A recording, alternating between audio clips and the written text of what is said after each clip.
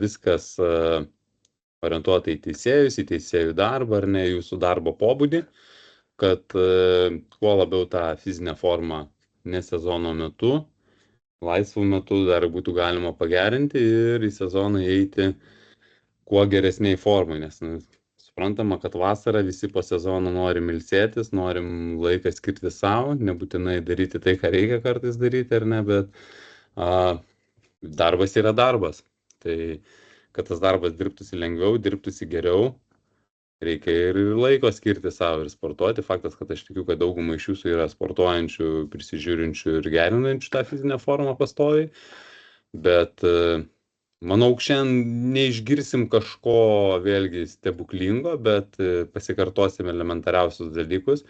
Praeisim pavyzdžius, praeisim tai, kas yra svarbu ir ką labiausiai reiktų atkreipti dėmesį, kaip reikėtų atkreipti dėmesį, kaip reikėtų susidėlioti viską taisyklingai, kad nenuvarginti galbūt organizmo, kokius dalykus į ką labiausiai reiktų dėmesį kreipti, susiakcentuosim.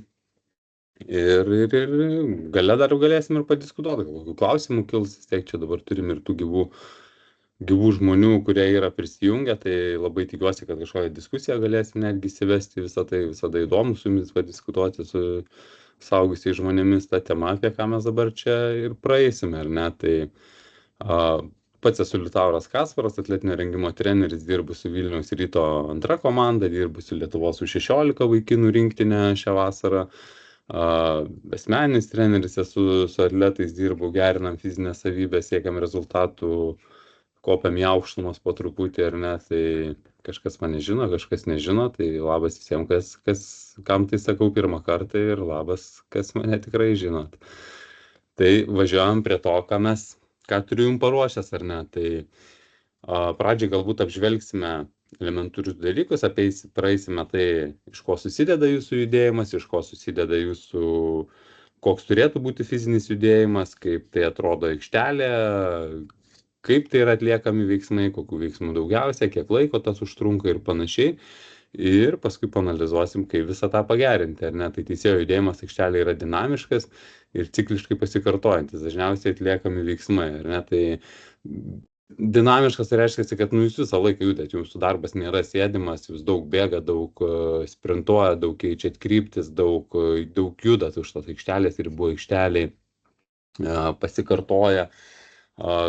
Vieną kartą gali būti 10 sprintų iš eilės, kitą kartą gali būti rungtynių galas, tos atakos lėtos, stovėjimo daugiau, tai viskas kartojasi, bet viskas kartojasi ganėtinai chaotiškai, tai nėra kažkokio pastovumo ar ne, kaip ir žaidėjom, taip ir jum, yra labai daug nenuspėjimų ir netikėtų situacijų, ar ne, tai sprintai trumpais atstumais, lengvas bėgimas atgal, kada keičiat judėjimo kryptis, staigiai keičiat judėjimo kryptis, perimtas kamuolys, kažkokia ataka nesimato, reikia greit į šoną pajudėti ir visą tai sueina į tą fizinį pasirengimą, nes stovėjimas, vaikščiojimas, atrodo irgi kas čia tokio, bet vėlgi koras, liemuo, nugara, visa kojos, rankos, pečių juosta, gestai, viskas į tai susideda ir kūną vargina, tai kaip tą varginimą kelti kuo toliau arba kuo tą varginimą padaryti paprastesnį, prie to ir prieisime šiandien. Tai fizinės savybės, kurios yra reikalingos jūsų darbui, teisėjavimui, ar ne, tai pagrindas tai yra ištvermė. Visai bandžiau išsigūglinti, žiūrėti, kiek tie teisėjai subėgioja per rungtynės, tai su jaunimu būna 3-4 kilometrai, bet jeigu aukštesnis lygis nors kiek teisėjo, tai randu viską, kad nuo 4-8 kilometrų priklausomai nuo rungtynių ilgio, nuo pratęsimų, nuo daug ko susiję, ar ne, bet tai yra gan ilgas atstumas, kuris prabėgiojamas sprintais. Tai greitų bėgimų ar ne, įvairių bėgimų, lėtų bėgimų, tai off-season metu metas didinti bazę, reiškia, kada mes galim pagerinti tą bazę ištvermės, tai ir yra vienintelis off-season metas, kada mums nereikia dirbti diena iš dienos, o kada galim truputėlį to laiko skirti savo. Toliau greitis ir reakcija, tai sprintai pirmin atgal, kada vėl reikia greitai sureaguoti į kažkokią situaciją, keisti kryptį, apsisukti, bėgti į vieną galą, vėl bėgti į kitą aikštelės pusę.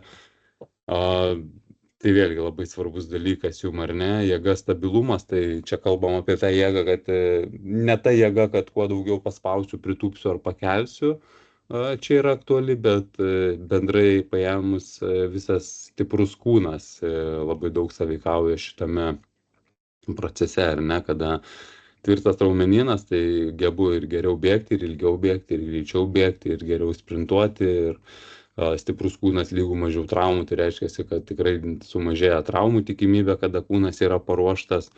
Taip kaip ir su žaidėjas, taip ir su jumis, tai čia labai elementaru, ar ne, kuo daugiau darbo įdėsiu į save, kuo daugiau pasistengsiu dirbti dėl to, kad būtų lengviau judėti, tuo geriau ir judėsiu, tuo geriau jausiuosi judėdamas ir kada tas judėjimas bus toks, koks aš noriu, ir darbas lengviau dirbsis, ar ne, ir malonumas bus labiau tą darbą dirbti. Ir mobilumas ir lankstumas, tai traumų prevencija, atsistatymas, laikas savo irgi čia yra labai reikalinga savybė ir reikalingas darbas, nes vėlgi, bet kokios traumos, kažkoks iškritimas iš ritmo labai išbalansuoja, ar ne, tai bet kokia smulkmena, ten tarkim, achilo skausmas, kelio skausmas, koks čiurna, net ir tas pats petys ar nugara, kai skauda ir reikia dirbti pastoviai, bėgti pastoviai, dar greitai keisti kryptį, pasilenkti, atsitūpti, atsistoti, vėl nubėgti, toks su kažkokiu skausmu tai daryti yra tikrai nemalonu, tai kuo mažiau to, tuo darbas tampa vėl paprastesnis, ar ne? Tai kokie raumenys daugiausia dirba teisėjaujant, tai apatinė kūno dalis, pagrindinė apkrova jai atitenka, tai keturgalviai šlaunų raumenys dalyvauja bėgant, greitai keičiant kryptį, stabdant, ar ne, tai priekinė šlaunų dalis smarkiai atsakinga už jūsų kūno laikymą, už jūsų visą padėtį kūno, ar ne, nes tai yra vis tiek didžiausi kojų raumenys, 4 galvos, didelė apimtis ir kuo tie raumenys bus tvirtesni, kuo geriau jie bus išvystyti, tuo geriau ant tų kojų jūs ir stovėsite. Toliau sėdmenų raumenys, tai labai svarbus stabilumai, greitai reakcijai, reagavimui, ir ne vėlgi atrodo, kodėl reagavimas ir reakcija turėtų būti susijęs su sėdmenim, bet taip yra. Ties. Kada sėdmenys yra tvirti, tai ir nugara gerai laiko, ir koras dažniausiai būna tvirtas, ir tas greitis ir reakcija ir atsiranda iš to, kad aš galiu kuo geriau koordinuoti ir kontroliuoti savo kūną. Palaiko klubo stabilumą keičiant kryptį, kas vėlgi yra svarbu, kuo klubas stabilesnis, kuo jisai geriau dirba sėdmenų pagalba, tuo traumų rizika mažėja, tuo kažkokie skausmai papildomi dingsta. Taip, tas judėjimas tampa vis lengvesnis ir judėti tampa žymiai paprasčiau, ar ne, kada kažką skauda, mes visada mintimis dar gyvenam su tuo skausmu kažkokiu nemaloniu, tai tas irgi labai stipriai apsunkina mūsų darbą. Dvigalvis šlaunies raumuo, hamstringai tai vadinami, ar nedirba stabdant, lėtėjant, kada deklaracija visa vyksta, sustojimas, staigus, bėgau, kažkas pasikeitė, reikia greit sustoti, tai dažnai tie raumenys būna netgi pažeidžiami tiek tempimų metu, tiek kažkokiu per greito stabdymo metu, per greito sprintavimo metu, kada išsitiesia koja, tai vėlgi tas raumenynas jis turi būti paruoštas būti tinkamai darbui ir tas pagal darbo specifiką, ar ne, nes kiekvienam sportui, kiekvienam dalykui raumenys yra ruošiami skirtingai. Blausdos raumenys vėlgi, kad tiek greitai atsispirti, tiek greitai žingsnius keisti, tiek iš šono vieną į kitą, tiek krypties pakeitimas yra labai svarbu, ar ne? Dirba nuolat bėgant, šokinėjant, judant pirmyn ir atgal. Tai stovim ant kojų, o pagrindinę dalį atlieka čiurnos, ar ne? Blauzdos, pasispyriau, tai vėlgi, kuo tos vietos bus stipresnės, tuo tas darbas bus lengvesnis. Judam prie sekančios skaidrės. Čiurnos ir pėdos raumenys, tai mažieji pėdos stabilizatoriai, palaiko pusiausvyrą. Tai vėlgi darbas su pėdos raumenukais, įvairūs pasistiebimai, įvairūs pratimai basom, sugniaužimai pėdomis, viskas, kas stiprina pėdą, iš esmės yra žmogui labai labai svarbu ir labai aktualu ir reikia to nepamiršti. Čia kaip ir kiekvienam sporte, kas yra labai atrodo užknisantis dalykas, nieks nenori daryti ten tų pratimėlių nuobodžių ar ne su čiurnomis, su pėdomis, bet tai yra labai labai svarbu. Tai, pavyzdžiui, tie visi, kur ant grindų išmėtau kojines ir su pėda renku ir dedu kažkur ant lovos jas visas, ar tai skuduriukai kažkokie būtų, tai tas pėdos stabilizavimas, pėdos raumenų stiprinimas yra labai svarbus, nes tiek pėdos tada padėtis būna taisyklinga, tiek stovint, tiek bėgant, tiek galim išvengti tada čiurnos kritimo į vidų ar ne.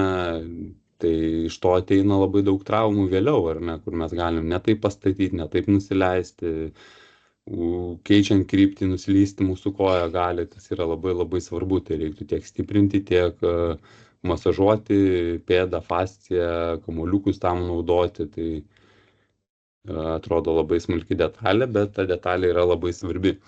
Ir faktas, kad priekinis blauzdos raumuo yra labai svarbu šitam, nes dažnai būna pervarsta, būna tas antkaulio vadinamas uždegimas, kada daug bėgiojimo, daug stabdymo bėgant, tai jisai gauna ganėtinai daug krūvio. Tai vėlgi priežiūra jam ir atitinkamas darbas šitai raumenų grupiai yra labai svarbus. Tai kaip pavyzdys, atsistoju nugarą į sieną per kokį žingsnį nedidelį nuo sienos, į priekį pasistatau pėdas ir darau pasistiebimus ne ant pirštų galų, bet nuo kulnų stiebiuosi, pirštai pakyla, kulnai lieka, ar ne, kad dirbtų tik tai priekinė blauzdos dalis, tai tas varginimas raumens, darbas jo yra labai, galbūt kartais daugiau darant serijų ir pakartojimų nėra labai malonus, bet yra labai efektyvus ir labai gera traumų prevencija antkaulio uždegimui, kas ir sakau, atsiranda daug bėgant ir stabdant. Tai jūsų darbo specifikoje tas yra labai, labai, labai natūralus veiksmas, ar ne? Toliau liemuo ir nugara, tai turbūt faktas ir visi tikrai esat patyrę kažkokius nugaros skausmus bereikalingus, kur galbūt paleidžiam pilvo presą, pamažinam treniruotės, nes jau jisai ir taip geras, ar ne tas pilvo presas, arba labai tingiu daryti. Ir pasijaučia kažkokį nugaros skausmą ir vėl, kada grįžtu prie pilvo preso treniruočių, tai vėl suprantu, kad nugaros skausmus greitai galiu susimažinti ir jie kažkur vėl pradingsta, sumažėja. Ir vėl atsiranda didelis komfortas sportuoti, ar ne, ir vėl bėgiant prarandu tą nugaros skausmą, tai presas iš tikrųjų palaiko laikyseną ir padeda stabiliai judėti, tai visi greiti pasisukimai,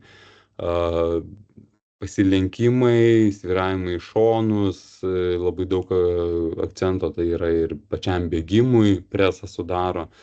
Žodžiu, presas su metais mes visi pradedam suprasti, kad kuo stipresnis, nebūtinai jis turi būti didelis ir ryškus, bet jis turi būti stiprus viduje, ar ne, tai kuo jisai stipriau laiko, tuo mes geriau jaučiamės, mažiau turim galvoti apie kažką ir mažiau skausmų papildomų turim oro srityje iš viso.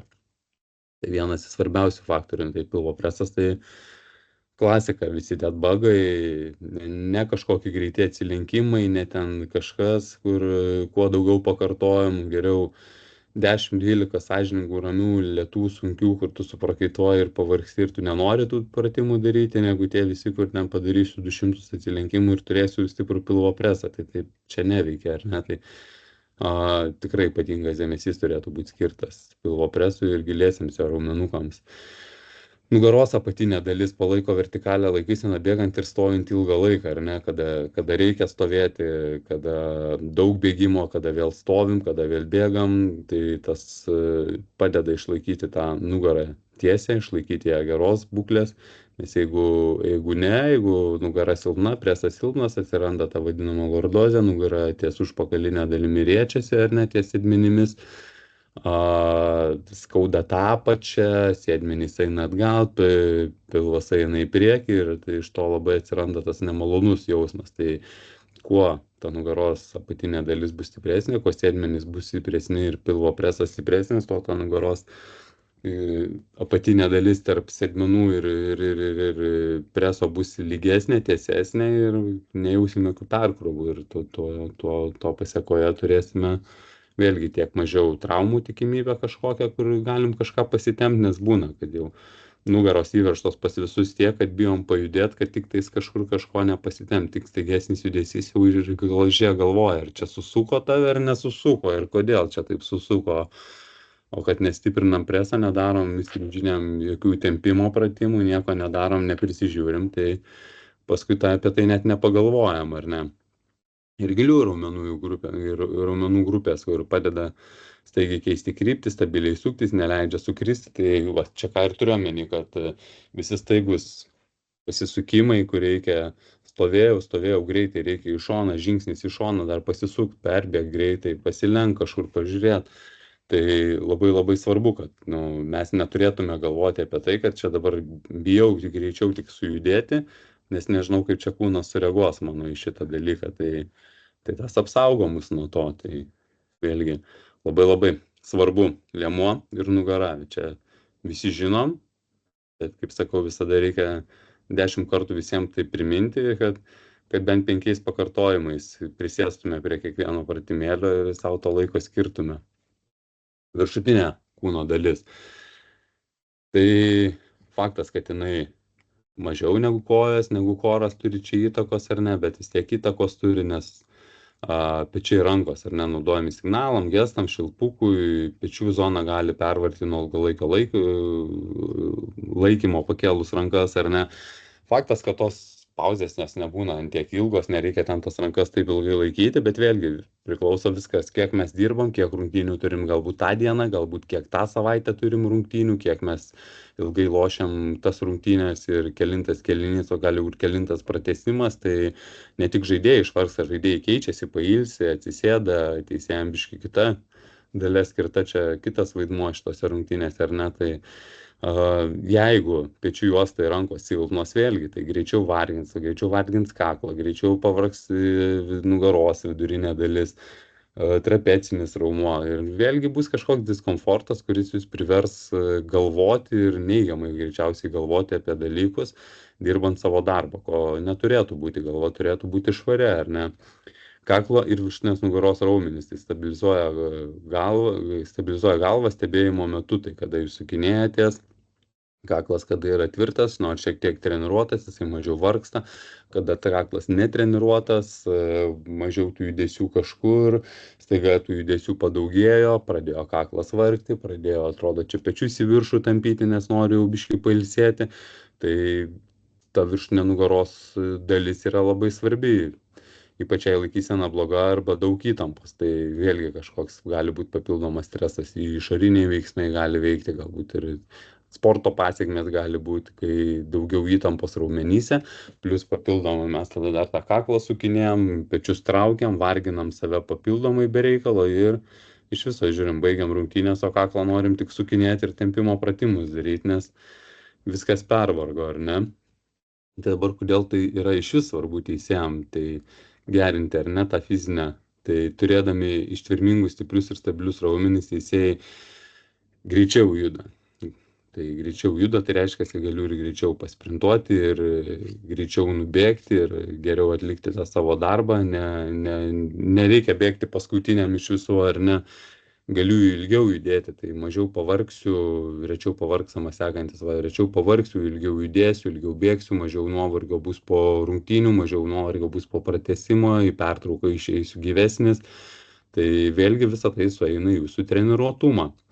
Stipriai sumažina traumų tikimybę. Tai traumos yra labai, vėlgi tas dalykas kaip ir sporte, taip ir darbe. Tai jeigu trauma, mes iškrentam kažkuriam laikui, dažniausiai ilgesniam laikui, jeigu stipresnė trauma, tai tas labai stipriai atsiliepia mums, ar ne, atsiliepia psichologiškai, atsiliepia emociškai paskui ir geriau išlaiko poziciją. Tai tvirtas, stabilus kūnas, geresnis pasitikėjimas savimi visų pirma, geresnė pozicija kūno, ar ne, tai ir darbas atliktas geriau ir raumenynas mažiau nuvargęs. Tai labai, labai paprasta, ar ne, jeigu mažiau treniruotas, tai ir pavargsti, ir pavargsti psichologiškai, emociškai, ir kūnas pavargsta fiziškai, ar ne, baigi rungtynės, jautiesi nusikalęs, o čia, žiūrėk, jeigu esi pasportavęs kaip pavyzdys, rūpinėsi savimi, tai rungtynės pasibaigiai ir tu gerai jautiesi gerai, sąžiningai atidirbęs savo darbą ir viskas gerai. Tai du pavyzdžiai, kurie yra labai skirtingi, ar ne, ir viskas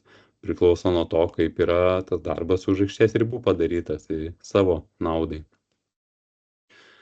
Važiuojam toliau. Tai širdies ir kraujagyslių sistemos bazinė ištvermė, tai kas yra svarbiausia turbūt off-seasono metu, tai sukurti tvirtą ištvermės pagrindą, kad sezono metu lėčiau pavargtum, ar ne? Tai iš viso off-seasono metu, va čia mes ir kalbėsime apie tai, kaip pasidėlioti tas treniruotės, kaip jos turėtų atrodyti, kokie prioritetai turėtų būti dėliojant treniruotę, ką mes turėtume atsižvelgti treniruotės metu, kaip susidėlioti, kas yra naudinga, kas nenaudinga, ko reikėtų vengti ir kodėl tai yra daroma, ar ne? Tai tas ištvermės bazė, tas bazinė ištvermė lėčiau pavargtum. Tai faktas, kad turint gerą bazę, pulsas bus žemesnis darbinis, kuo žemesnis darbinis pulsas, tuo nuovargis mus kankins mažiau, ar ne? Labai paprastai palyginsiu, kad jeigu geras treniruotas kūnas, bėgiojam valandą laiko, ties 120 pulsų, tai pavargsim turbūt gerokai mažiau negu mažai treniruotas kūnas su 150 ar 60 pulsų, ar ne, kas dažnai galimas variantas, kai žmogaus treniruotumas yra prastas, reikia bėgti, peisas yra lėtas, o pulsas yra aukštas, ar ne? Tai va čia ir yra ta kalba apie bazinę ištvermę, kur pas gerus atletus ta bazinė ištvermė būna tikrai gerai ir tas pulsas, tu pažiūri, kad tiek bėgikų, tiek kitų sporto šakų atstovų, kurių yra VO2 maksas geras, širdies ritmas geras, tai ties labai dideliu pajėgumu širdis dirba labai dar žemam diapazone ir tada tu pagalvoji, kad tau čia vos negreitas ėjimas būtų toksai pulsas, o jisai čia bėga nerealių greičių atrodo. Tai va tą mes galim susikurti ir off-seasonas ir yra metas, kada turbūt reikėtų labiausiai tai akcentuotis ir tą kurti, nes visą kitą mes spėsim pasportuoti ir sezono metu, bet bazinė ištvermė nebėra kada kelti sezono metu, ar ne, tai vienintelis metas yra off-seasonas. Tai pulsas greičiau atsistato po ilgesnių bėgimų ir sprintų, kada bazinė ištvermė gera, tai ir krenta tas pulsas greičiau ir vėl yra pasiruošęs, reiškia, jisai nukrito, tai ir pasiruošęs greičiau daryti naują darbą, jeigu sprintavau. 3-4 sprintai iš eilės nukrito pulsas, vėl sprintuoju, o kai pulsas nekrenta, tai ir kvėpuoti sunkiau yra, ar ne, ir prakaitas muša, ir raudonas visas bėgioja, ir pats savo apsunkinu, atrodo, kur galėčiau, įdėdamas to darbo off-seasono metu, sąžiningai pajudėdamas tinkamai, o ne taip, kaip norėčiau, nes dažniausiai tai tas ištvermės kelimas, bazinis ištvermės kelimas yra sunkus, nes jeigu pasimkim 60%, čia dar irgi biškį vėliau kalbėsim, bet jeigu, tarkim, 60-65% nuo jūsų kokio maksimalaus pajėgumo, tai turėtų būti ganėtinai žemas ten pulsas, ar ne? Turbūt kiekvienas žinot maždaug savo maksimalius pulsus, vis tiek esate dauguma sportuojantis, suprantat, kiek yra 50%, 60% ir jeigu mes turim bėgti valandą laiko su 60% pajėgumo, tai jau ganėtinai žemas pulsas gaunasi. Ir dažniausiai bėgant žmonių klaida yra ta, kad jeigu, tarkim, reikia išlaikyti pulsą 140, dauguma vis tiek bėga 150. 150 arba netgi daugiau. Ir sako, man bėgti nėra sunku. Taip, bėgti ir nėra sunku, bet čia yra kalba ne apie tai. Nes, gatvė irgi važiuoti 50 reikia, bet važiuojam 70 ir sakom, tai vis tiek čia negreitai, ar ne? Čiagi saugiai mes važiuojam, tai va ir čia lygiai tas pats, mes turime mokėti dirbti prie tam tikrų diapazonų ir ne dėl to, kad mums yra nesunku 160 ir 150 bėgti, bet dėl to, kad mes gerinam tą bazinę ištvermę būtent prie mažų sąnaudų, ar ne, kada širdis dirba labai lengvai. Tai iš tikrųjų vienas iš labai tokių patarimų, kai būna žmogus sako, man tikrai reikės eiti, jeigu aš turiu bėgti 140 arba netgi žemesnių pulsų, tai man reikės eiti. Tai taip, labai geras dalykas. Greitas ėjimas yra, ta prasme, moksliškai net įrodyta, kad turi žymiai daugiau beneficijų, daugiau naudos turi negu netinkamas bėgimas, ar ne? Tai jeigu taip, tai ir imam. Imam, einam valandą, valandą 20 gerų tempų, tada ir pulsas bus geras. Ir faktas, kad tai prives prie to, kad mes žiūrėkime jau po kokių 2-3 savaičių, galbūt mėnesio jau tuo pačiu pulsu mes jau lietai bėgsim po dar mėnesio ir jau žiūrėk ir sezono metu, jeigu dar tą pratęsim, jau mes visai ir tempų bėgsim, o pulsas bus žemas. Tas yra išdirbama ir tas reikalauja sunkios pradžios galbūt kitą kartą, bet ilgainiui ateina rezultatas. Tai labai svarbu tai suprasti, kad per pirmą savaitę, pirmas 2-3 greičiausiai bus sunku tą pajausti. Nes tikrai žmonės dažnai, labai dažna čia bėda yra su to žemų pulsų, kur sako, neįmanoma, nekrenta, 2 kart jau prabėgau, pulsas nekrenta. Tai faktas, kad 2 kart prabėgus, pulsas jis niekur nekris, bet tam reikia laiko, tam reikia įdirbio, tam reikia atsistatymo, tam reikia darbo su savimi. Bet pabandykim padaryti tai mėnesį, ir net nepabandykim, o padarykim tai mėnesį. Ir po mėnesio dažniausiai visi pradeda matyti, kad gerai, 5 dūžiais per minutę, 8 dūžiais, kas yra didelis skirtumas, ar ne, kas jau yra 5 procentai, kokie jau susidaro, žiūrėk, po mėnesio dar jau ir 10-12 procentų galim išgauti iš to, ko mes bėgom, ką turėjom pradžioje, su ko bėgom. Tai ta bazinė ištvermė yra labai labai svarbi. Reikia labai daug kantrybės, kad su ją dirbti, kad su ją išdirbti, bet jeigu mes ją pasidarysim gerą, ir vėlgi sakau gerą, tai yra skaičiukais tokios, kokios, ko prašoma yra, ar ne, procentais, ko yra prašoma, ne taip, kad gerai yra pagal mane, nes aš galiu bėgti, man nėra sunku, bet širdis daužosi. Tai nėra tinkama ir ilgainiui gali tikrai atsiliepti į blogą pusę, todėl reikia dirbti tai, kaip priklauso. Tai kūnas atlaikytų ilgą rungtynių tempą be perdegimo. Tai vadinasi, jeigu tas treniruotumas, ta bazinė ištvermė bus gera, tai visas ilgai rungtynės, net ir pratęsimus, ar ne, bus tikrai nesunku išlaikyti. Tai bus kaip dar viena gera treniruotė, bet ne kažkoks sunkus 2-3 valandų darbas, kurių reikia krist po to ir gulėti kojas ištiesus, nes nieko nebegaliu. Todėl vienas iš pačių svarbiausių dalykų tai yra, atsiminkim, bazinė ištvermė. Tai treniruočių pobūdis bazinės ištvermės turėtų būti lėtas, nuoseklus bėgimas, kaip ir minėjau. Imam žemą pulsą, ar ne, ir tuo pulsu bėgam. Bandom tą pulsą išlaikyti, matom, kad pradžioje dar visai įmanoma, pradėjo pulsas kilti, tempo mažinam, lėtinam. Netgi geriausia būtų, kad laikrodis ar kažkokia priemonė, kurią naudojat, nerodytų peiso, visiškai nesivelti į peisą, nematyti, kokiu greičiu bėgat. Ir pripras prie to bėgimo pulsų. Tai tas labai labai nesureikšminant kažkokio tais rezultato, kiek nubėgsiu per valandą ir kiek nubėgsiu per pusantros, o kaip gerai savo padarysiu tą per pusantros ar valandą, kokia nauda iš to bus ar ne.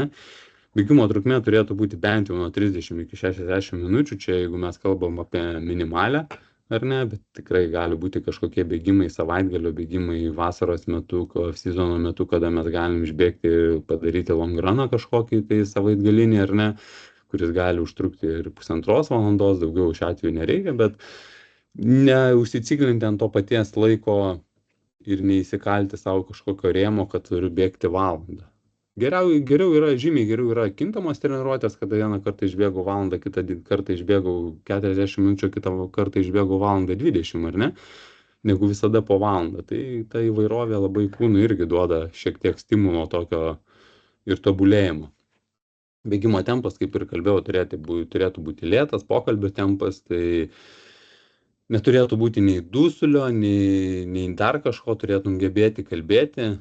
Jeigu jau bėgi vienas ir kalbi su savimi, jau irgi nėra gerai, greičiausiai, tai čia kalbėti turim omeny, kad jeigu bėgi poroje, ar ne, tai toksai kaip gairė, kad širdis tavo dar tokiam diapazone, kad pulsas nėra aukštas, ar ne, nes jeigu kas nors bėgat be širdies ritmo matuoklio, nors reikėtų, tai taip lengviau orientuotis, ar ne.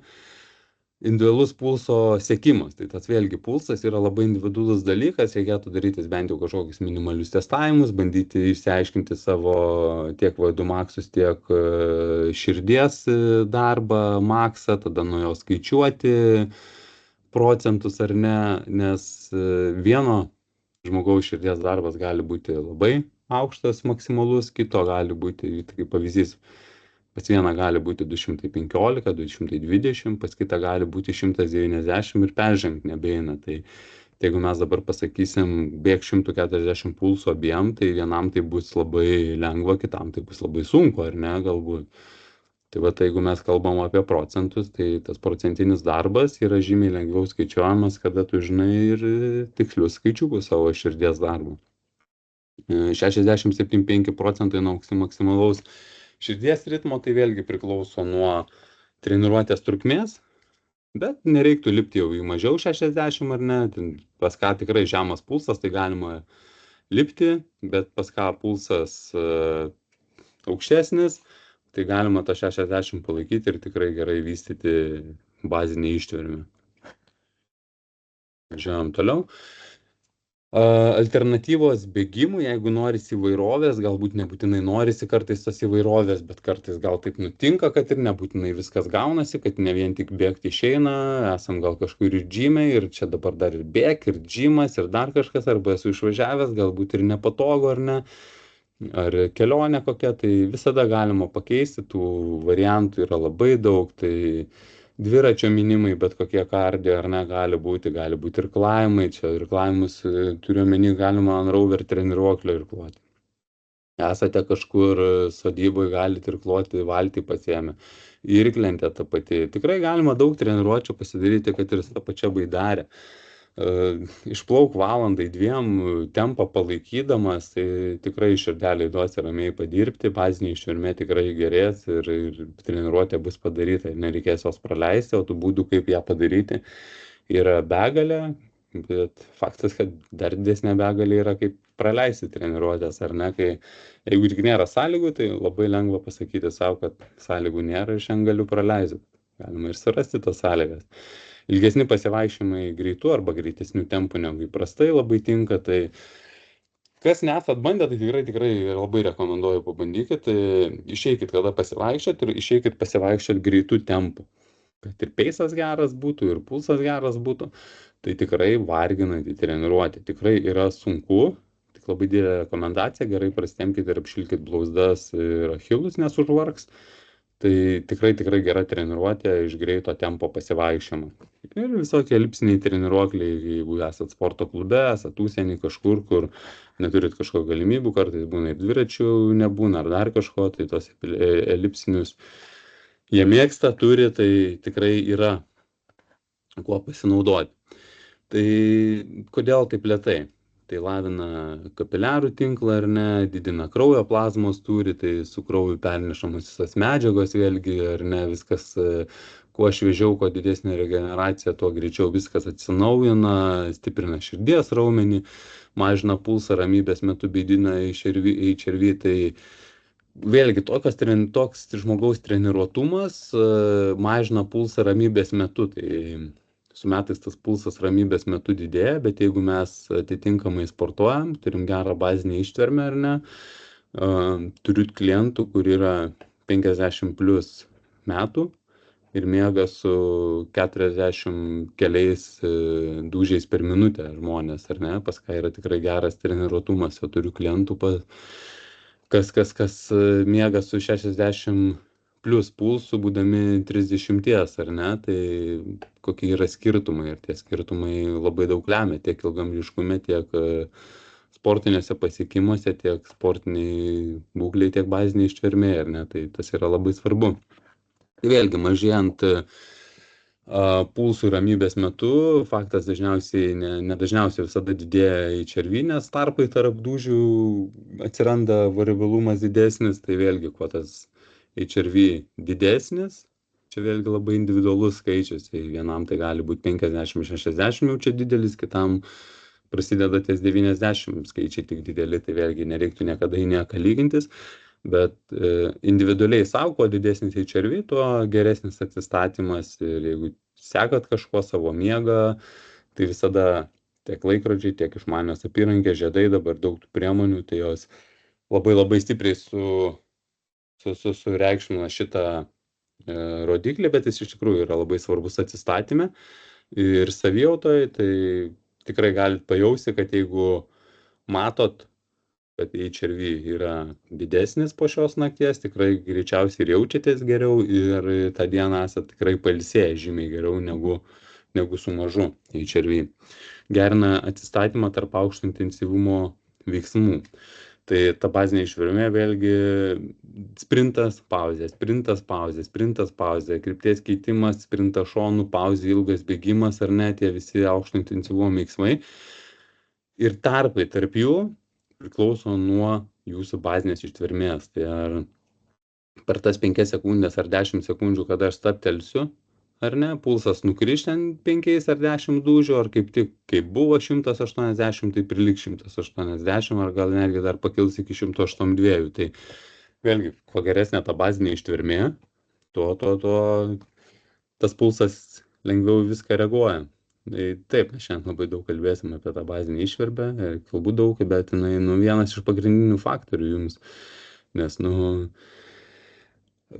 kalbėti apie jėgos pratimus arba parodyti kažkokius pratimus, tai čia yra vienas iš tokių paprastų labai būdų, bet naudos tai iš to mažiausiai, nes mes pamatom pratimą ir tada, pažiūrėjom, vieną kartą padarėm ir pamiršom, bet kuo mes daugiau kelsim savo informacijos apie tai, kaip mums reikia tą kūną gerinti ilgainiui perspektyvoje, tuo galbūt daugiau apie tai pagalvosim ir tą pradėsime daryti, ar ne?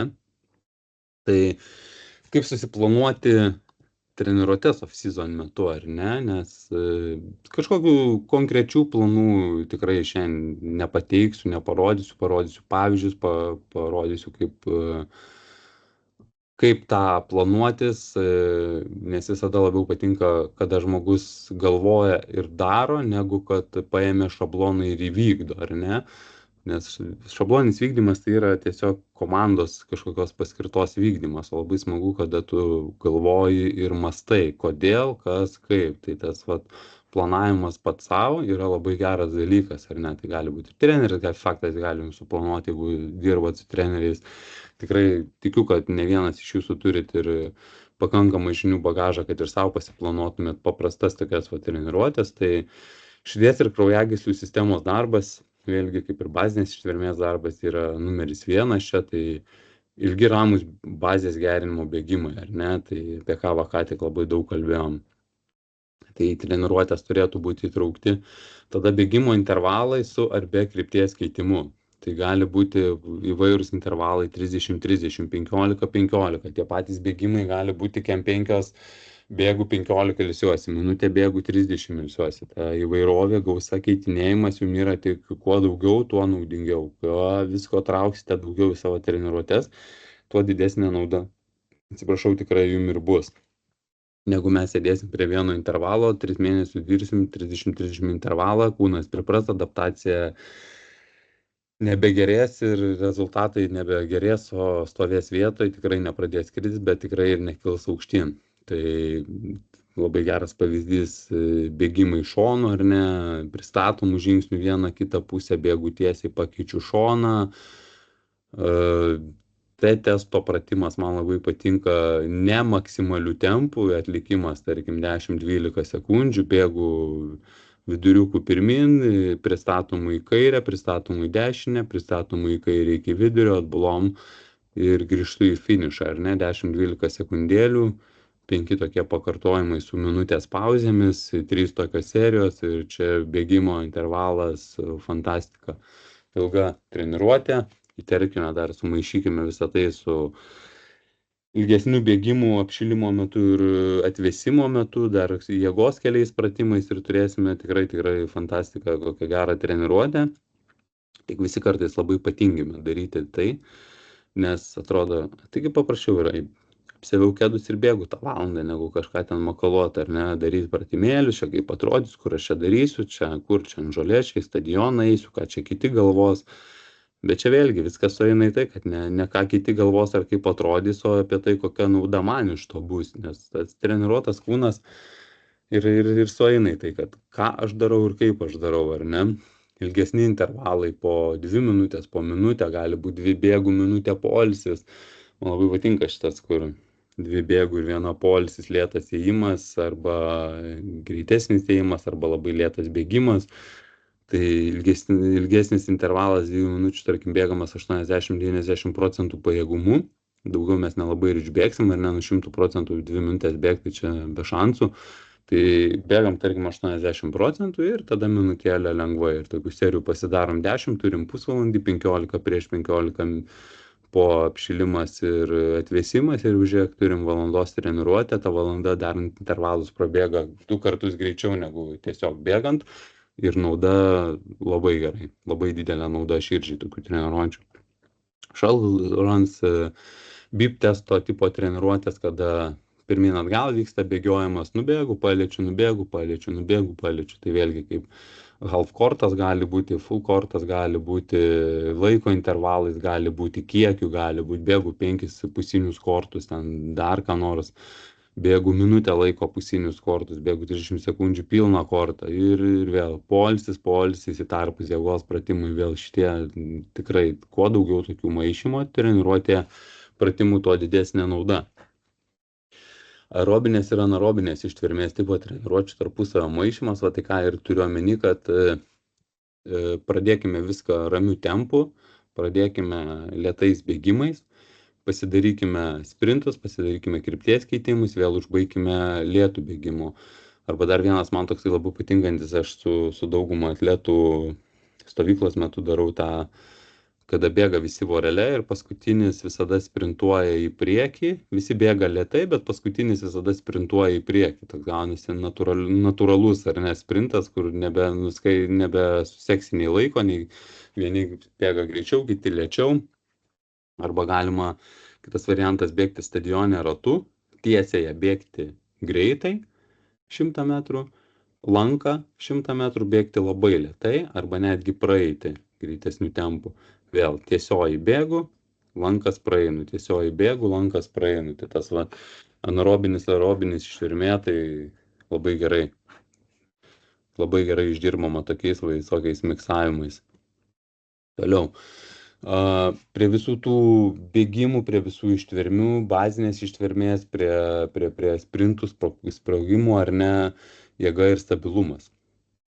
Tai vėlgi, tarkim, įtupsai su krypties keitimu, į priekį, į šoną, atgal, imituoja aikštelės judesius. Tai kuo daugiau tų įvairovės pratimuose, kuo daugiau krypčių keitimo. Vienas įtupsas tiesiai tą pačią koją įtupsas į šoną, tą pačią koją įtupsas 45 į priekį kampu, įtupsas atgal, kem 5 atgal, ir tas keitinėjimas su svoriu, keitinėjimas kojų tada ar ne. Tai labai gerai lavina klubo kelio čiurnos stabilumą, labai padeda stiprinti raiščius ar ne, tos visos, jeigu tai dar tempus keitinėjom, darom nukritimus į tą įtupstą, ne tik tais vieną kažkokį tempą, tai vienas iš svarbesnių dalykų, ką aš visada duodu tikrai krepšininkam, tai šitie įtupstai, tai ir jums tai lygiai tas pats, kuo daugiau tų natūralių veiksmų tokių atrodo, tuo yra didesnė nauda. Vienos kojos deadliftai, kaip pavyzdį rašiau ar ne, nors ta viena koja, tai unilateral, kuo daugiau su viena ranka, viena koja, vienu šonu, tie veiksmai visi yra, kuo daugiau, to yra naudingiau, nes tada kūnas dirba atskirai savo dalimis, nes jeigu turim bent kažkokį disbalansą, tai tada mes to disbalansu ir judam, ar ne, viena koja stipresnė, tai tą atsistojimą ir darom, viena koja daugiau negu viena koja mažiau, tai kuo daugiau traukti į programą visokių pratimų, kur viskas atliekama viena pusė, viena koja, ar ne, tai deadliftai, tarkim, balansas ir užpakalinės grandinės stiprinimas. Tai vėlgi mes kaip galim atlikti tą Romanian deadliftą, single leg, tai galim prisilaikydami, kada imam didesnį svorį, vieną ranką prisilaikom ir vieną koją stovim, kitą laikom ranką svorį, stiprinam grandinę užpakalinę, ar ne, svoris didelis, keliam sunkiai, darom kokį 8, 10, 12 pakartojimų ir galim daryti lygiai tą patį nesilaikydami, su žymiai mažesniu svoriu, bet dar gerindami balansą, žymiai apkrūdami labiau kelius, čiurnas, nes jie tada natūraliai pradeda judėti, duodam jiem daug padirbti. Tai ko mums reikia? Ar mums reikia grandinės stiprinimo? Ar mums reikia prevencijos nuo čiurnos ir kelio traumų? Tai jeigu mes visą tai sujungsim, vieną seriją tokią apšilimui darysim, arba 2 serijas apšilimui darysim lengvesnių svorių nesilaikant, o darbinės serijas padarysim dar 3 laikantis, tai bus irgi fantastinė nauda jūsų visai galiniai grandiniai, čiurnai, keliui. Tai bus sustiprinti ne tik raumenys, bet bus labai stipriai prisiliesta ir prie jungiamųjų taškų, kas yra labai svarbu vėlgi, ar ne, jums. Toliau plankas su judesiu, rankos kojos pakelimai, tai čia kalbama apie apatinį viršutinį planką,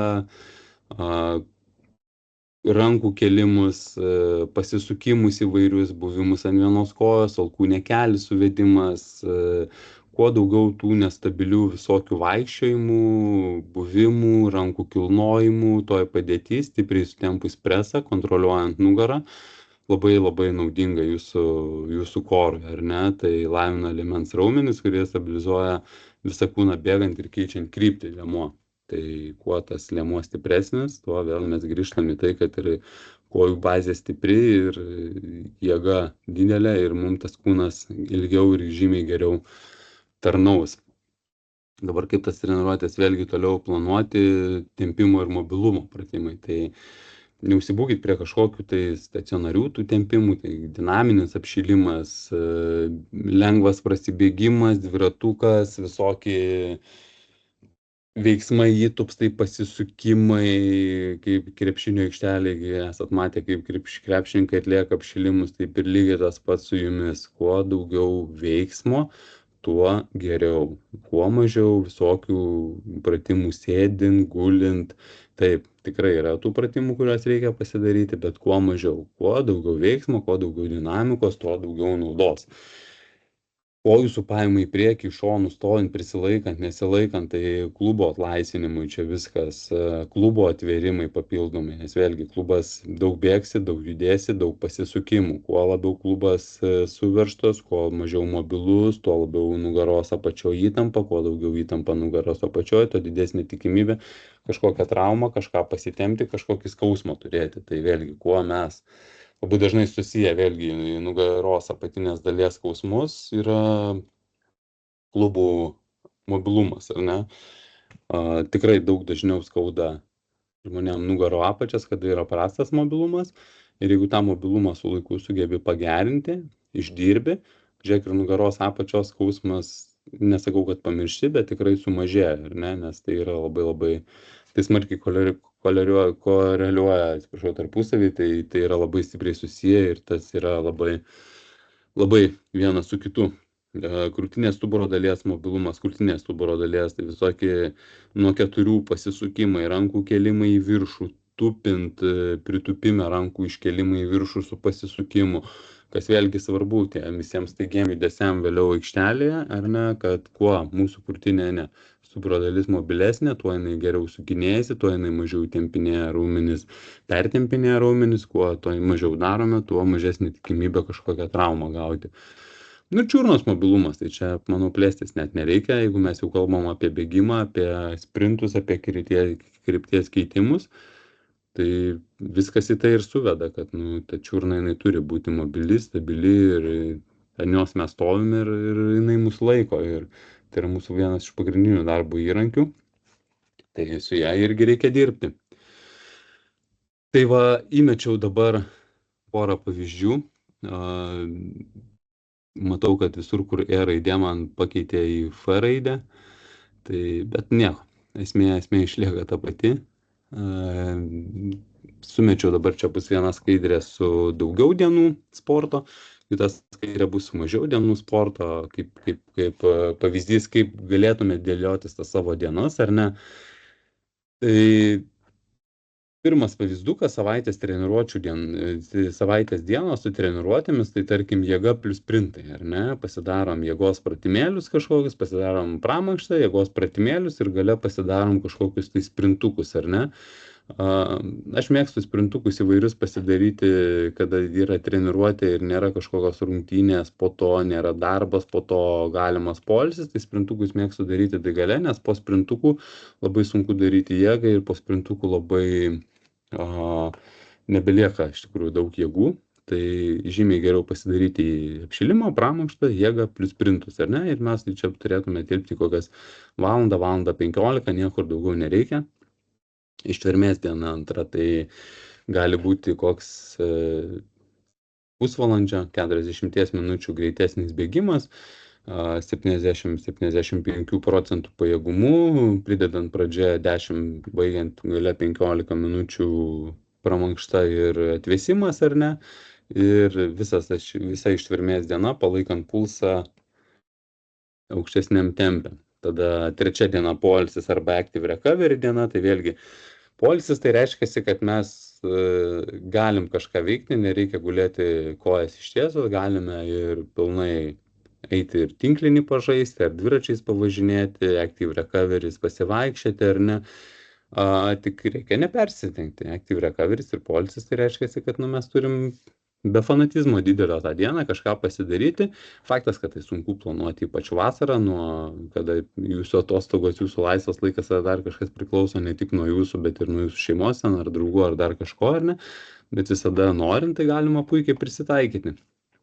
Ketvirta diena jėga, judrumas, krypties keitimai, tai vėlgi pramankšta, jėgos pratimėliai, tarkim, jeigu prie sprintų daryčiau apatinę dalį, ar ne, tai prie judrumo krypties keitimų labiau jungčiau gal prie viršutinės dalies jėgos pratimus, tam, kad kojos būtų laisvesnės, mažiau rizikos traumuotis, ar ne, ir viršutinė dalis daugiau reikalauja pasisukimų įvairių, tai išdirba iš pradžių viršutinė dalis ir sekančiose pratimuose vėl krypties keitimuose vėl mes ją judinam, išjudinam ir įtraukiam į darbą, ar ne.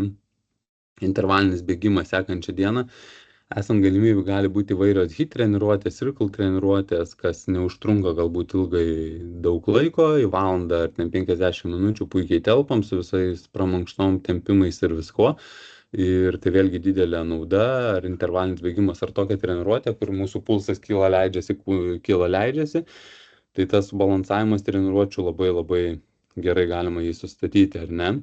Atstatomoji treniruotė šeštadienį, tai galėtų būti ramus, lėtas bėgimas, tarkim, 1 valanda bėgimo ir, kaip ir kalbėjom, tas bazinės ištvermės bėgimas, kur pulsas turėtų būti žemas ir čia neturėtų būti kaip active recovery, čia turėtų būti atstatomoji treniruotė, bet jinai neturėtų būti sunki ir neturėtų būti, kaip įvardinkime, net treniruotė. Tai turėtų būti lengvas prasibėgimas, ar ne, kad tai nereikalautų daug jėgų, bet šiek tiek pakeltų jūsų pulsą. Ir faktas poilsis. Poilsis čia, kaip pavyzdys, sakau, yra 1 diena, plus 1 diena poilsio su active recovery, bet reikia nepamiršti, kad savaitės eigoje nuo sporto mums vis tiek reikėtų pailsėti 1-2 dienas, tai pilnai, kad atsigauti, kad neperdegti, kad tas noras būtų sportuoti. Ir kad mes galėtume sportuoti toliau, nes jeigu mes neatsistatysim, tai vėlgi toliau visą sekantį savaitę tik prastės ir tie rezultatai niekur nekils. Kita savaitė treniruočių pavyzdukas, tai labai panašiai, tik viskas pakeitinėta vietom, pakeitinėta, tarkim, kas su kuo susideda. Bet kaip pavyzdį gali turėti, kad nebūtinai tokia ta savaitė gali būti, jinai gali būti visiškai kitokia, ar ne, intervalinis bėgimas ar greičio treniruotė. Tai va čia intervalus darau vienus arba pasidarau tą greičio ištvermės dieną, susibėgu greitą bėgimą. Kita atstatomoji treniruotė antradienį, tai reiškia labai lėtas bėgimas, labai lengvas bėgimas, kur sakiau, net, sakykime, ne treniruotė, bet ir ne active recovery. Trečia diena jėga, ir čia yra tokia, kadangi eina trečia diena iš eilės, kaip matot, po statomosios treniruotės jėgą čia jau paliekam vieną, nedarom jokių papildomų ten, sprintavimų, krypties keitimų ar dar kažko, vien tam, kad galėtų kūnas ramiau dirbti, nes jau yra dirbama trečia diena ir po šitos dienos yra jau poilsis arba active recovery. Tai kad gerai active recovery, tai būtų pasivaikščioti tą dieną ar ten lengvai dviratuką praminti, bet nieko intensyvaus jau nebeveikti, o gal netgi ir pailsėti.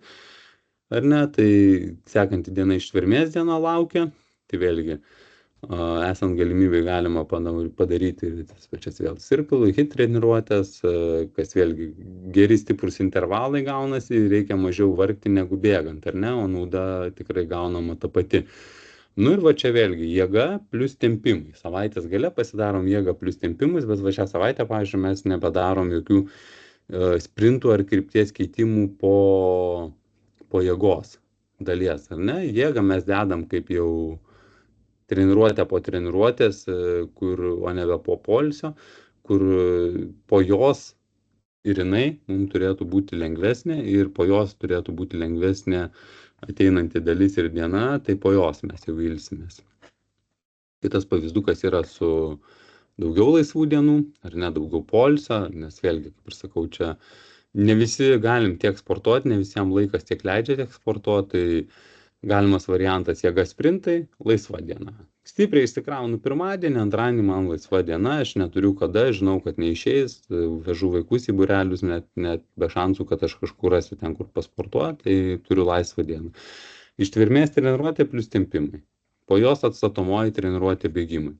Visiškai lengvai prasibėgam po ištvermės treniruotės dienos, penktadienį ilsimės. Šeštadienį jėga, trumpi intervalai, intensyvus, sekmadienį poilsis. Tai jeigu taip pažiūrim, tai atstatomoji treniruotė ketvirtadienis lengva, antradienis, penktadienis laisva, sekmadienis laisva, kažkuriam dienom iš jų pasidarom active recovery, tai ir turim kas va, už 2 pilnas 3 dienas visiškai poilsio, bet ir savaitės bėgyje pasidarom pratimus ir jėgą, tai ko mums reikia, intervalus išdirbam. Žinoma, mes tas dienas galima maišyti, šitie pavyzdžiai, jos galima maišyti iš vis po kiekvieną savaitę, ar net, tarkim, imti vieną savaitę vieną pavyzdį, kitą savaitę kitą pavyzdį, kad ne, kaip sakiau, kad neužsisėdėti prie vienos programos, tai pakeitinėti, ar ne, kad vėlgi kūnas kuo mažiau tas priprastų prie kažko, kuo daugiau tas adaptacijos ir stimulo turėtų, tai tuo daugiau naudos mes išlaušim. Ir dar vienas pavyzdukas, tai pirmą dieną sprintai, pasidarom sprintukus kokius stadione, subėgiojom, tada antrą dieną išbėgam ištvermės treniruotę ir tada jau turim laisvą dieną, bet čia jau tokia norėtųsi, kad ir būtinai laisva diena, nes 2 sunkios treniruotės iš eilės sukrito, ar ne, tai reiškia, jau atstatomoji, norėtųsi, kad būtų ketvirtadienis, arba long run treniruotė, arba atstatomoji, tai ketvirtadienį ramiai prasibėgam, pulsą atsistatom, jėgas atgaunam, penktadienį intervalai arba hitas, gali būti krypties keitimo treniruotė, arba gali būti miksuota treniruotė, sprintai, intervalai, krypties keitimas, viskas viename, arba ta pati hit circle, ir tada vėl laisva diena ir poilsis, ar ne? Laisva diena, tai čia turiu omeny, kad galim neilsėtis, bet galim turėti tą active recovery, kada mes kažką veikiam, bet laisva nuo pagrindinio sporto, o čia poilsis laisva nuo visko. Tai kaip ir sakau, šitas kelias, kaip pavyzdys, galima čia 4 treniruotės, tai yra 4 savaitės. Tai jeigu tai paėmus mėnesį treniruočių, 2 kartus per vasarą pakartojus, jau turim 2 mėnesius, tai žiūrėk, ir ta vasara va baigėsi. Labai elementarūs pavyzdžiai. Ir dar vienas dalykas, naudingi visi įrankiai, ar ne, tai širdies pulso stebėjimas darbo ir poilsio metu. Jeigu mes norim tobulėti, jeigu mes norim gerinti tą savo fizinę būklę, norim fizinį pasirengimą gerinti, tai tikrai reikia stebėti, nereikia dirbti iš nuojautės, nes nuojauta labai dažnai gali apgauti. Kartais nuojauta pasiteisina 100%, kartais apgauna 100%. Tai mes neatspėsim, koks mūsų pulsas bėgant greitą arba lėtą intervalą, arba tikrai nepaskaičiuosim teisingai pridėję rankos prie kaklo, ar ne? Tai manau, kad visi turit, bent jau didžioji dauguma, o kas neturi, tikrai verta turėti, jeigu norit investuoti ne į daiktus, o į save, į savo sveikatą. Mobilumo testai, paprasti pratimai vertinti progresui, tai jeigu čia kaip ir greičio testavimas sekantis, taip ir mobilumas, turėkit kažkokius minimalias gairias, nuo kurių atsispirti visada, nes per kiek prabėgu vieną ratą stadione, ar ne, nu, ir kaip po mėnesio, per kiek dabar pavyktų prabėgti, per kiek pavyksta prabėgti, tarkim, trumpą atkarpą, 3 ratus, kilometrą, dar kažkaip. ar paliečiu tiesiom kojom grindis, ar ten nustumiu lentelę toliau negu tiesios kojos vėl. Nu, tokių elementarių dalykų, kas jūs biški atrodo, kam to reikia, bet tas labai motyvuoja mus. Mes esam suaugę žmonės ir kartais mums reikia tos kažkokios savimotyvacijos ir mes, nu, nieko dėl to nepadarom, ar ne? Bet vat, traukiam tokią smulkmeną, o, kaip sakau, vat, pasimatuokim, per kiek prabėgam kilometrą, ne pats savo, ne kažkam ten kitam. Prabėgu kitą kartą, o, tai kodėl man darant greičio treniruotę nepabandyti to kilometro prabėgti, ar ne? Prabėgau, o, žiūriu, pagerėjo. Ir tu supranti, kad tas galbūt rezultatas, kuris mum dažniausiai atrodo neįmanomas, ar ne, negerėjantis kažkoks, jisai gerėja ir jisai progresuoja, tik mes esam žmonės, ta keista būtybė, kurioje nesugebam savęs pagirti už tai, kad tas progresas vyksta, mums visada tik mažai, mažai, mažai. Nu, ir žiūrėk, po vasaros suprasim, kad tą kilometrą prabėgam minutę 20 greičiau, vietoj 6:30 prabėgam per 50, ar ne?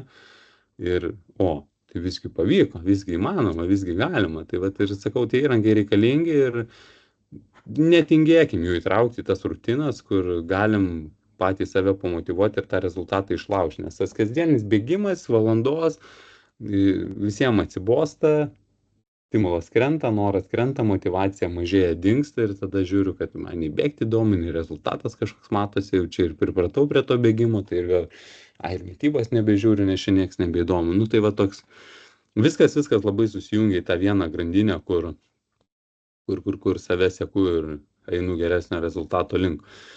Nu ir kitas dalykas, tai laikytis miego ir mitybos režimo, tai irgi dalis pasirengimo, tai toksai, jeigu jau sportuojam, darom, mūsų darbas yra toks, tai reikia ir tą kitą dalį atidirbti. Ir tai nėra sunku atidirbti, čia vėlgi įpročio reikalas, ar mes norim, ar nenorim. Tai toksai, galim pakentėti savaitę, o po to savaitės tai tampa vis natūraliau ir primtiniau, ar ne, ten kažko nesuvalgyti saldaus kiekvieną dieną, nesuvalgyti saldaus po kiekvieno maisto, ar ne. Nes būna žmonės valgo desertus po pusryčių, pietų ir po vakarienės, būna valgo tik tais po pietų desertą, būna tik sekmadieniais desertą valgo ir taip gali mažinti iki to, kad tai kažkas išvis desertų nevalgo. Ir tada aš jau prieš tai paskaitėlę vedžiau vaikam, irgi labai toks pavyzdys, tai atrodo čia tas vienas deserto sumažinimas, aš labai mėgstu žiūrėti metų perspektyvoje, tai jeigu mes ten padarom į dieną 3 ar 5 pritraukimus kiekvieną dieną, tai po metų mes esam padarę už tą, kuris nedaro, apie 1500 daugiau pritraukimų, ar ne, netoli 2000, jeigu darom po 5 į dieną, kas yra visiškai nieko, ar ne, o gale metų mes turim 2000 daugiau, tai dabar pagalvokime, jeigu ten nuimam vieną deserčiuką, ar ne, per dieną, po savaitės turim 7, o jeigu nuimam vietoj 2 paliekam vieną, jau turim 14. Tai jeigu paimam savaitę, gal dar tas 14 jau irgi spūdingai atrodo, bet jeigu paimam metus arba mėnesį, tai tie skaičiai iš viso kosminiai, ar ne? O dažnai mes to neįvertinam. Reikėtų įvertinti. Tai va ir viską bendrai apibendrinant. Off-seasonas, bazės kūrimas. Ištvermė, jėga, mobilumas. Viską reikia miksuoti, ištvermės jums reikia labiausiai. Tos bazinės ištvermės tai yra jūsų pagrindas, ant ko yra jūsų kūnas ir ant ko yra pastatyta jūsų darbo korta, ar ne, ir jėga toliau nuo poreikio, vieni nori daugiau, vieni nori turėti daugiau raumenų, kiti nori palaikyti tonusą, kiti nori būti fit, kiti nori užsibildinti, tai čia jau individualus poreikis. Prie viso to, ką aš čia rašiau, tikrai, ten, kur buvo tos jėgos dienos, jungsiu. Tai čia jėgos dienos 2. Pagal poreikį gali jos būti ir 4 ir 5, jeigu tik esu pratęs prie tokio ritmo, tempo ir man to reikia, tai kodėl ne. Tai, bet visą tai reikia apjungti. Reikia kuo daugiau daryti ištvermės, jėgos, mobilumo, viską jungti vieną ir turėti vieną gerą katilą, vieną gerą bazę, negu turėti vieną dalyką tiktais, ar ne. Ne tik bėgioti daugiau, bet ir dirbti protingai, tai kaip ir sakau, nepatingėti daryti tų pratimų bėgimo, nepatingėti keisti kryptis, daryti sprintus, kas kartais labai apsunkina, labai mes nenorim to daryti, bet tas labai pagreitina treniruotę. Tikrai iš savo patirties sakau ir jūs patys tai žinot, kad kartais labai sunku prisiverti bėgti sprintus, bet jeigu bėgu valandą sprintais, tai man ta valanda tampa tik pusvalandžio, ar ne? Labai greit prabėga ta treniruotė. O jeigu man sunku ir aš bėgu valandą sunkiai, tai labai ilga nuobodi treniruotė, paskęstu mintyse, užsigalvoju ir užkraunu save, o po tų sprintų net neatsimenu, nei ką galvojau, net nebuvo nei kada galvoti apie kažką, ar ne, nes tiesiog reikėjo atidirbti. Daugiausiai traumų įvyksta sezono pradžia. Tai reiškia, tinkamai pasiruošus jų galima išvengti, ar ne, arba turėti minimaliai, nes nuo sezono pradžios paskui jau įsivažiuojam, ritmas eina, tai tampa kasdienybė ir jau kūnas pripranta vis labiau prie to, jeigu mes nepervargstam, tai ir išlaikom tą gerą fizinę būklę. Jeigu ne, tai tada, jeigu off-season'e mes nepadirbam, tai ir ateinam į traumingą sezoną. Tai traumingas gali būti ne tik žaidėjams, bet ir jūsų atveju. Mažiau lygų daugiau, ar ne? Tai geriau 4 kokybiškos treniruotės negu 7 apie bet ką, bet kokias ir bet kada ir bet kaip. Tai neturiu jėgų sportuoti šiandien, viskas. Chill, ramiai, pailsiu, nesiparinu, praleidžiu, neskauda galvos dėl to, atidirbsiu rytoj. Tai niekada nedarykit pervargę treniruočių, nedarykit tik dėl to, kad reikia jas daryti. Toks, jeigu aš darysiu šiandien treniruotę 50% ir visą savaitę taip tęsiu, nereikia, nu kam, tai kūnas nuvarytas, galva nuvaryta, ateina traumas, reiškia, ar ne? Pailsėkit, geriau 4 geros treniruotės, neišeina tiek to, kitą savaitę išeis, viskas gerai, esat save pažįstantys žmonės, žinot, kad atsistatysit, bus gerai, bet niekad nelipkit per save ir nedarykit to, ko nereikia. Tai aišku, kalbu apie tą, kur kūnas nebegali, bet ne tik tas, kur atsikėliau nuo sofos, tingiu įbėgti, nes reikia dar pažiūrėti kokią seriją serialo. Čia ne apie tai kalba eina, čia eina apie tai, kada mes jau žinom ir suprantam, kad mūsų kūnas yra overtraining ir mes jau nebegalim ir nebeturim resursų iš kur daryti. Tai tų resursų iš niekur mes neištrauksim ir 2 kofeino puodeliais kavos stipriais nieko neatpirksim, ar ne? Tai kaip energija iš niekur neteina, taip ir jėgos iš niekur neteina ir viskas turis pasiekmes. Tai va, žinokit, iš manęs šiandien yra tiek ir labai tikiuosi, kad galbūt kažkas turite kažkokių klausimų, gal norite apie kažką padiskutuoti, apie ką galim padiskutuoti šitą temą, gal kažkas kokį klausimą turi, gal kažko galiu padėti, kažką susidėlioti ar kažko būti naudingas, tai gal esam čia, galim pabendrauti. Klausau jūsų. Rankų miškas. Supratau. Gerai, tikiuosi bent jau įjungti garsiakalbį ir bent jau klausėt paskaitą, ne tik prisijungę, kad susidėti čeką. Aš labai trumpai mane girdit? Girdžiu. Tai aš tiesiog klausimų šiam momentui neturiu, aš dar kartą perklausysiu šitą paskaitą, bet man labai patiko ir ačiū už informaciją. Smagu, kad klausėjai ir smagu, kad perklausysi, tai labai gerai. Ačiū tau.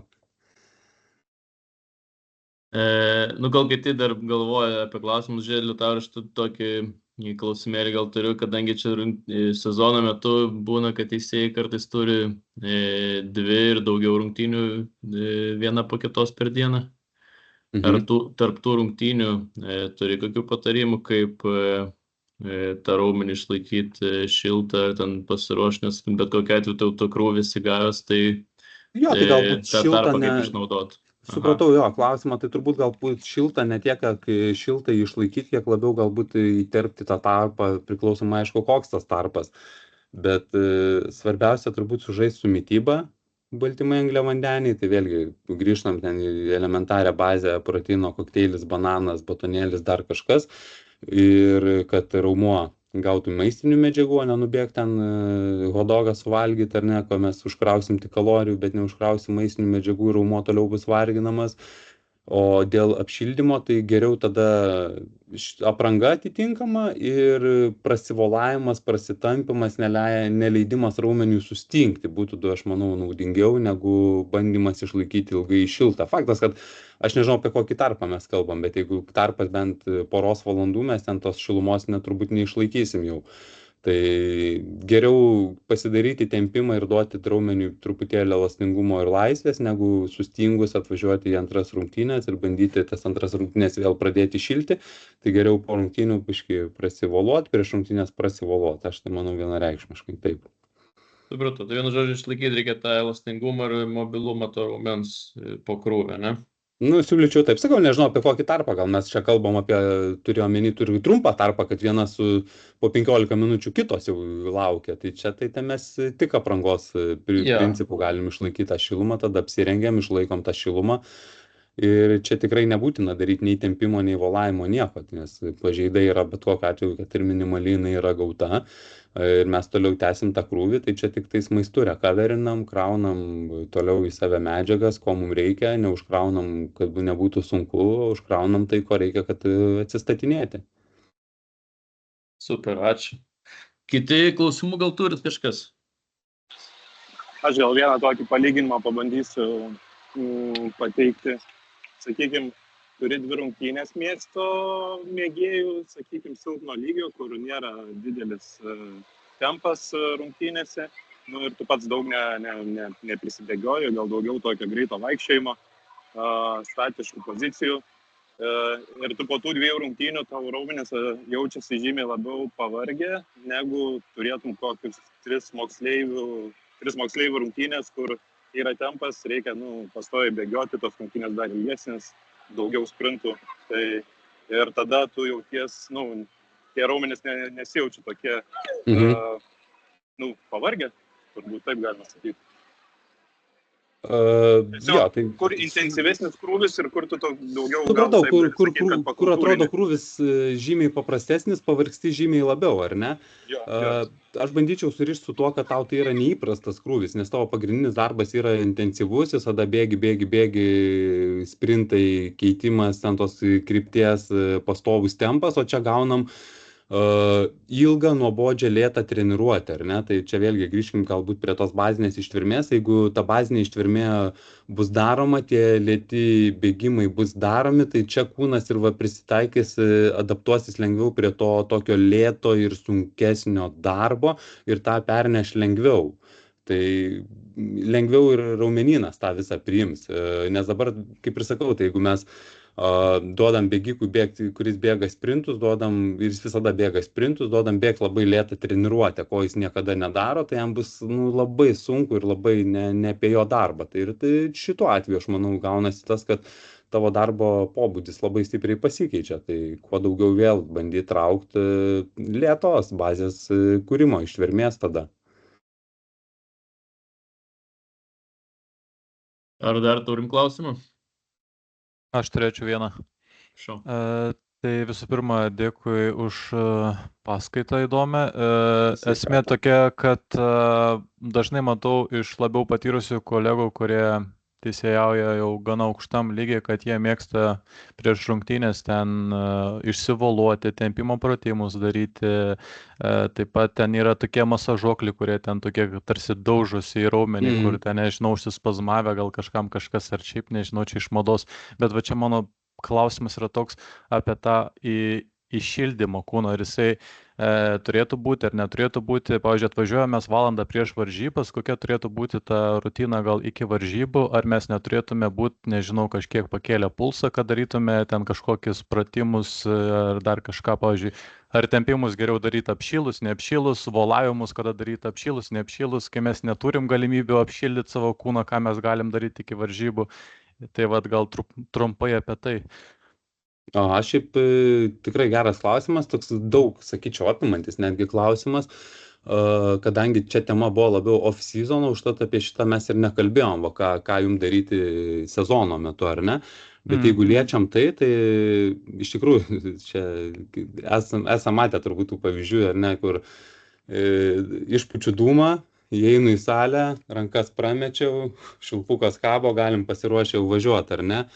Tai tas blogas variantas, ar ne? Tai jeigu, kaip ir sakai, yra valanda laiko, tai svarbiau neparūkyti ir nusiteikti per tą valandą, tikrai pradėkim nuo elementarių paprastų bazinių dalykų: volavimas, lengvi mobilumo pratimai, sėdint mobilumas, raumenų prasitampimas sėdint, stojam, kylam, lengvi prasibėgimai, lengvi dinaminiai tempimai, lengvi dinaminiai pratimėliai ir po biškį važiuojam į įvairius intensyvius tiek užbėgimus, tiek stabdymus, tiek bėgimą atbulomis labai akcentuočiau pasidaryti. daryti, dekseleravimas, sustojimus ar ne, šonų krypties keitimus, intensyvinam. Mes jeigu žiūrim į aukštą lygį ar ne, tai ten ta rungtynės tampa kaip stipri, sunki treniruotė. Tai čia kaip ir bet kuriam atletui, jeigu aš ateinu į treniruotę ir faktas, kad pradžioj vyksta pramankšta yra ilga, visada sportininkai turi bent kokį pusvalandį laiko savo pratimam, tada dirba su treneriu, tada daro bendrą pramankštą, tada daro bendrus metimo pratimus, tai pažiūrėkim, kiek tai užtrunka ar ne. Ir tai yra tam, kad jie pasiruoštų rungtynėm. Tai jums lygiai tas pats pasiruošimas rungtynėm yra lygiai taip pat svarbus.